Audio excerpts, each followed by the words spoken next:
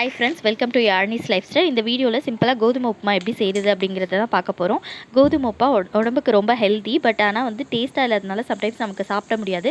இந்த மாதிரி ட்ரை பண்ணி பாருங்கள், ரொம்ப சூப்பராக இருக்கும். ஃபஸ்ட்டு வானலில் 4 டேபிள் ஸ்பூன் எண்ணெய் விட்டு, எண்ணெய் காஞ்சதுக்கப்புறமா கடலைப்பருப்பும் கடுகு கருவேப்பிலை காஞ்ச மிளகா எல்லாமே சேர்த்துருக்கேன்.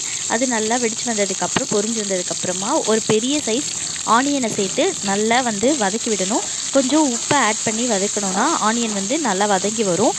ஆனியன் வந்து நல்லா பொன்னிறமாக வதங்கினதுக்கப்புறமா அதில் 1/4 டீஸ்பூன் வந்து இஞ்சி பூண்டு பேஸ்ட்டும் ப்ளஸ் ஒரு பெரிய தக்காளியும் ஆட் பண்ணி வதக்கிக்கணும். அதுக்கப்புறம் நம்ம கட் பண்ணி வச்சுருக்க எந்த வெஜிடபிள்ஸ் வேணால் ஆட் பண்ணிக்கலாம். Actually tomato ginger garlic paste போட்டது ரெக்கார்ட் ஆகலை, அதனால் நான் சொன்னேன். அது நல்லா வதங்கி வந்ததுக்கப்புறம் நமக்கு வெட்டி வச்சுருக்க காயில் எல்லாமே சேர்த்துட்டு நல்லா எண்ணெயில் வதக்கி எடுக்கணும். அதுக்கப்புறம் இந்த காய் வேகிறதுக்கு ஒரு டம்ளர் தண்ணி ஊற்றினேன். அந்த 1 டம்ளர் தண்ணியும் நல்லா வற்றி வந்ததுக்கப்புறமா நம்ம ரவைக்கு தேவையான அளவுக்கு தண்ணி ஊற்றணும். 1 டம்ளர் கோதுமை ரவைக்கு 3 டம்ளர் அளவுக்கு தண்ணி ஆட் பண்ணியிருக்கேன்.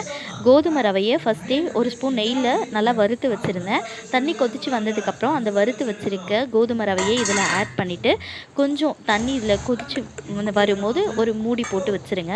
தண்ணி நல்லா வற்றி வர வரைக்கும் கொஞ்சம் மூடி விடுங்க, பக்கத்துலேயே இருக்கணும். ஏன்னா நமக்கு அடி பிடிச்சிடக்கூடாது இல்லையா, அதனால் நல்லா ஓரளவுக்கு தண்ணி வற்றி வந்ததுக்கப்புறம் இந்த மாதிரி ஸ்டேஜில் மூடியை ஓப்பன் பண்ணிட்டு ஒரு 2 செகண்ட்ஸ் வந்து கிளறி கொடுங்க.